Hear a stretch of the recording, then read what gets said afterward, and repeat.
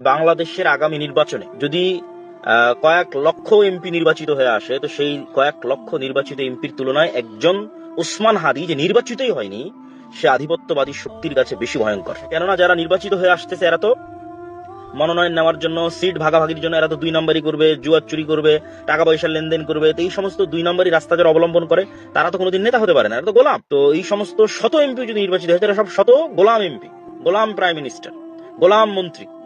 আর ওসমান হাদী নির্বাচিত না হয়ে কতটা ভয়ঙ্কর হতে পারে, মানুষ যদি সৎ থাকে, ন্যায়পরায়ণ থাকে এবং কোন দলের প্রতি বায়াসড না হয়ে যদি মেধাকে কাজে লাগিয়ে শুধু একটি আদর্শ প্রতিষ্ঠা করার জন্য চেষ্টা করে যায়, তাহলে সেটা যে কতটা ভয়ঙ্কর হতে পারে সেটা আপনি ওসমান হাদীকে আধিপত্যবাদী শক্তি কতটা ভয়ঙ্কর মনে করেছে। তার কোনো দল নাই, তার কোনো কর্মী নাই, তার সে বড় কোনো দলের কোনো পদাধিকারী নয়, না বিএনপির বড় নেতা, না জামাতের বড় নেতা, না শিবিরের বড় নেতা, না এনসিপির বড় নেতা। তাহলে কেন তাকে টার্গেট করা?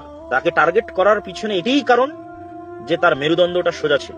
সে বারবার বলতো যে সে এই আদর্শ তার পিতার কাছ থেকে পেয়েছে। তার পিতাও একজন আলেম ছিলেন এবং সে এই মুখের উপর সত্য বলা, সততার জায়গায়, ন্যায়পরায়ণতার জায়গায় চুল পরিমাণ ছাড় না দেওয়া, এই গুণটা সে তার পিতার কাছে পেয়েছে। হ্যাঁ, এই গুণ আরো অনেকের মধ্যে থাকতে পারে, কিন্তু ওসমান হাদীর মধ্যে আরো 2টা জিনিস ব্যতিক্রম ছিল। হতে পারে আরো অনেক সৎ নেতা আছে, কিন্তু সকল সৎ নেতা ওসমান হাদীর মতো এত মেধাবী ছিল না।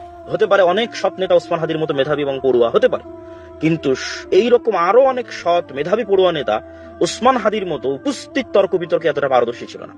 উপস্থিত তর্ক বিতর্কে যেখানে যেটা বলা প্রয়োজন ওসমান হাদী সেখানে সেটাই বলতে পারতো। এই ব্যতিক্রম রহমত আল্লাহ সুবহানাহু ওয়া তাআলা তাকে দিয়েছিলেন, যা আমি দেখিনি। এখন তরুণদের মধ্যে যারা রাজনীতি করছে তাদের মধ্যে আমি দেখি।